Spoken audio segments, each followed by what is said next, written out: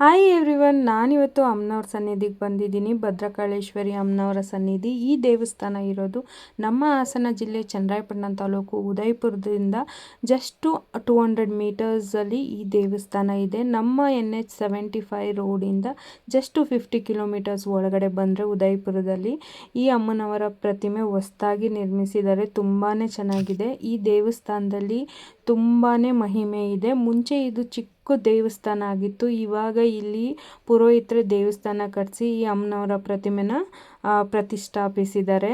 ಇಲ್ಲಿ ಅಮ್ಮನವರ ಹೆಸರು ಭದ್ರಕಾಳೇಶ್ವರಿ ಮತ್ತು ವೀರಭದ್ರ ಸ್ವಾಮಿ. ಅಮ್ಮನವರ ಪೀಠ ಇದೆ ಇಲ್ಲಿ.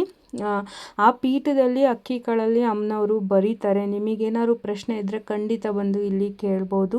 ಭಾನುವಾರ, ಬುಧವಾರ ಮತ್ತು ಶುಕ್ರವಾರ ಅಮ್ಮನವರ ಪೀಠ ಎತ್ತುತ್ತಾರೆ ಇಲ್ಲಿ ಬಂದು ನೀವು ಅಕ್ಕಿ ಕಾಳಲ್ಲಿ ನಿಮಗೆ ಏನಾಗಬೇಕು ಅದನ್ನು ನೀವು ಮನಸ್ಸಲ್ಲಿ ನೆನೆಸ್ಕೊಂಡು ಬೇಡ್ಕೊಂಡ್ರೆ ಅಮ್ಮನವರಿಂದ ನೀವು ಉತ್ತರನ ಪಡಿಬೋದು. ಇಲ್ಲಿ ತುಂಬ ಜನ ಬರ್ತಾರೆ.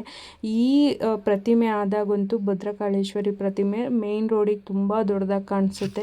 ತುಂಬ ಜನ ಬರ್ತಿದ್ದಾರೆ. ಹಂಗೆ ಅಮ್ಮನವರು ಕೂಡ ತುಂಬ ಒಲಿತಿದ್ದಾರೆ, ಎಲ್ಲರ ಕಷ್ಟಗಳನ್ನು ತೀರಿಸ್ತಿದ್ದಾರೆ. ಖಂಡಿತ ನೀವು ಬ್ಯಾಂಗ್ಳೂರ್ ಟು ಮ್ಯಾಂಗ್ಳೂರ್ ಟ್ರಾವೆಲ್ ಮಾಡಬೇಕಾದ್ರೆ ಮಸ್ಟ್ ವಿಸಿಟ್ ಟೆಂಪಲ್ ಅಂತಲೇ ನಾನು ಹೇಳ್ತೀನಿ.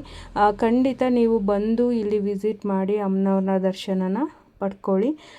Thank you for watching my vlogs. Keep supporting my vlogs. ಯಾರೆಲ್ಲ ನನ್ನ ಚಾನೆಲ್ನ ಸಬ್ಸ್ಕ್ರೈಬ್ ಮಾಡಿಲ್ಲ ಖಂಡಿತ ಸಬ್ಸ್ಕ್ರೈಬ್ ಮಾಡ್ಕೊಳ್ಳಿ. ಸಬ್ಸ್ಕ್ರೈಬ್ ಮಾಡೋದಕ್ಕೂ ಮುಂಚೆ ಅಮ್ಮನವರ ದೇವಸ್ಥಾನಕ್ಕೆ ಬಂದು ಅಮ್ಮನವರ ಆಶೀರ್ವಾದ ಪಡ್ಕೊಳ್ಳಿ.